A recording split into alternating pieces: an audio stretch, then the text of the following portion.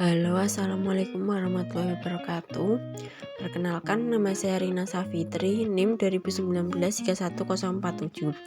Nah, di sini saya akan membahas tentang cara belajar yang efektif dan efisien bagi siswa, agar siswa sukses dalam belajar dan berprestasi. Nah, selanjutnya ada pengertian dari belajar. Apa sih pengertian dari belajar itu? Belajar adalah suatu aktivitas yang dilakukan secara sadar untuk mendapatkan sejumlah kesan dari bahan yang telah dipelajari. Menurut James Whittaker, belajar dapat didefinisikan sebagai proses di mana tingkah laku ditimbulkan atau diubah melalui latihan atau pengalaman. Sedangkan menurut belajar yang efektif ada belajar pengalaman, dan menurut Howard L. Kingsley, belajar adalah proses di mana tingkah laku dalam arti luas ditimbulkan atau diubah melalui praktek dan latihan. Demikian juga bila seorang siswa ingin mengetahui, dapat serta memahami sesuatu dengan baik, maka ia harus melalui proses yang disebut proses belajar. Selanjutnya ada faktor yang mempengaruhi hasil belajar. Ada fisik atau jasmania, psikis atau kejiwaan, adanya kemauan atau niat, kecerdasan atau IQ, minat dan motivasi. Akan saya bahas satu persatu ya. Fisik atau jasmania, artinya apabila secara umum kondisi seorang dikatakan sehat, maka akan mempengaruhi aktivitas dan hasil belajarnya. Misalnya siswa sakit, jika siswa sakit akan sangat berpengaruh dalam belajarnya. Yang selanjutnya ada psikis atau kejiwaan, artinya apabila kondisi kejiwaan seseorang dalam belajar kurang stabil, maka akan mempengaruhi aktivitas belajar dan hasil belajarnya. Selanjutnya ada kemauan atau niat yang muncul dalam diri individu, dan kemauan atau niat itu tersebut benar-benar tulus, maka akan mempengaruhi aktivitas belajar dan hasil belajarnya. Misalnya siswa niat belajar dengan sungguh-sungguh karena belajar atau sekolah itu merupakan suatu kebutuhannya yang jika ia ingin mencapai masa depan yang gemilang. Dan selanjutnya ada kecerdasan atau IQ. Faktor ini juga sangat mempengaruhi aktivitas dan hasil belajar seseorang. Seseorang yang dikategorikan mempunyai IQ normal, yaitu 100-110 menurut hasil psikotes, maka ia disimpulkan akan mampu mengikuti belajar di sekolah umum dengan lancar selama ia tidak mengalami gangguan-gangguan lainnya. Selanjutnya ada minat. Minat juga menentukan aktivitas dan hasil belajar seseorang. Minat adalah tertarik yang kuat untuk objek tertentu. Apabila seseorang dalam belajar yang tidak mempunyai rasa ketertarikan yang kuat, maka tentunya aktivitas dan hasil belajar yang ingin dicapai juga tidak bisa optimal. Selanjutnya ada motivasi. Motivasi adalah dorongan yang ada di dalam diri seseorang untuk mencapai suatu hasil tertentu. Motivasi bisa dikelompokkan menjadi dua, yaitu internal dan eksternal. Motivasi internal adalah dorongan yang muncul dari diri seseorang, misalnya belajar karena ia tahu itu merupakan kebutuhan untuk masa depannya. Sedangkan yang eksternal adalah dorongan yang dilakukan seseorang karena adanya faktor dari luar. Nah, yang selanjutnya ada kondisi eksternal. Yang pertama meliputi sarana dan prasarana. Sarana prasarana penunjang keberhasilan juga mempengaruhi aktivitas dan hasil belajar seseorang. Sarana dan prasarana juga bisa dari siswa dan dari lembaga pendidikan. Yang dari siswa misalnya di rumah mempunyai sarana dan prasarana penunjang keberhasilan belajar, sedangkan di sekolah sarana dan prasarana penunjang belajar harus lengkap. Misalnya buku-buku paket, buku catatan, ruang lab, komputer, laptop, connecting internet, hotspot dan sejenisnya. Yang kedua ada lingkungan sekitar. Lingkungan di mana individu tinggal dan lingkungan bermain individu sangat mempengaruhi aktivitas dan hasil belajarnya. Ada 3 hal yang mendukung terhadap cara belajar efektif, diantaranya yaitu belajar mandiri.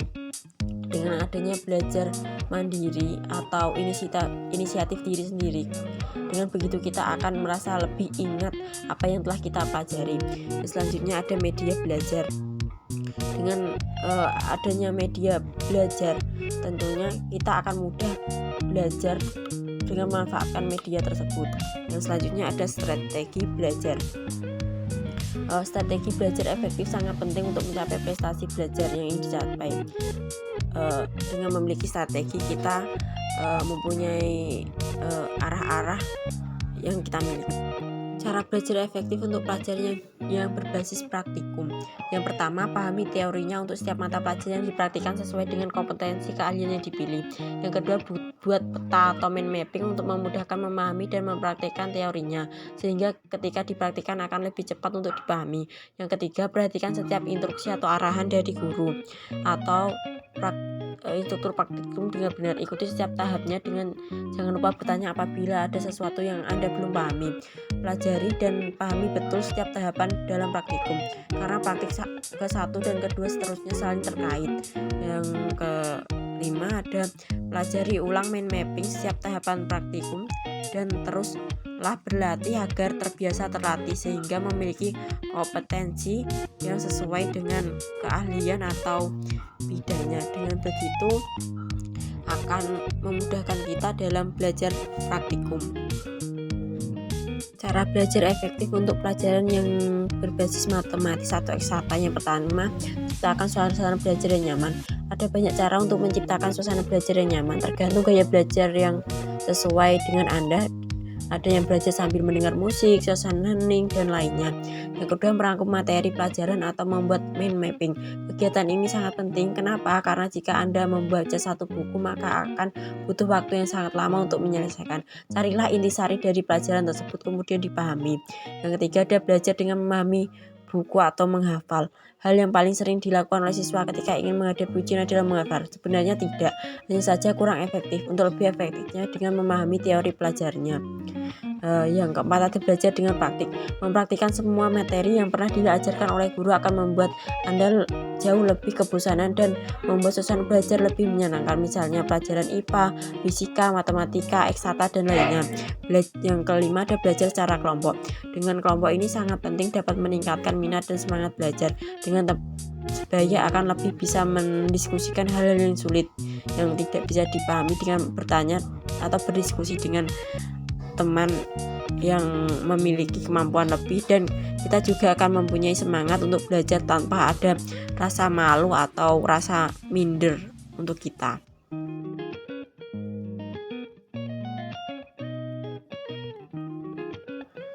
Nah, yang terakhir ada cara belajar efektif untuk pelajaran yang berbasis teoritis. Yang pertama, ada ciptakan suasana belajar yang nyaman. Ada banyak cara untuk mendapatkan suasana belajar yang nyaman, tergantung gaya belajar yang sesuai dengan yang Anda miliki.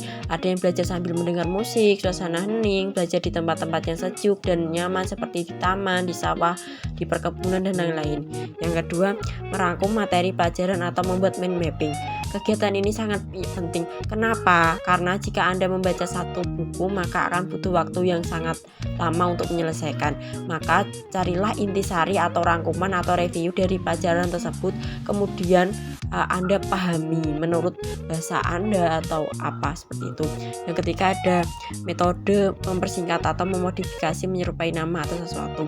Untuk mempermudah hafalan Anda bisa menggunakan singkatan nama-nama yang hampir mirip untuk mengingat materi yang Anda pelajari. Ini sangat penting digunakan dan otak tidak terbebani dengan hafalan-hafalan yang berat dengan menggunakan singkatan atau inisial. Yang keempat, ada mengingat hal yang sudah kita pelajari. Setelah belajar beberapa waktu, tutuplah buku pelajaran Anda dan Anda bisa memejamkan mata untuk menggambarkan yang Anda baca. Bisa Anda memikirkan itu atau yang selanjutnya ada belajar rutin tapi jangan lama. Dengan rutin belajar Anda akan semakin mudah untuk mengingat hal yang sudah Anda pelajari. Yang perlu Anda lakukan adalah belajar rutin, bukan terlalu lama belajar. Seperti itu. Sekian materi yang dapat saya sampaikan. Semoga bisa bermanfaat bagi Anda semua dan bisa menginspirasi Anda semua. Jika ada kekurangan materi yang saya sampaikan, saya juga mohon maaf kepada Anda semua. Sekiranya untuk dimaafkan karena tidak ada manusia yang sempurna di dunia ini. Terutama saya dalam menyampaikan materi ini. Jika saya juga ada salah perkataan atau kata-kata yang berkenan dalam penyampaian materi ini, saya juga mohon maaf yang sebesar-besarnya. Untuk itu saya mohon untuk undur diri. Terima kasih dan wassalamualaikum warahmatullahi wabarakatuh.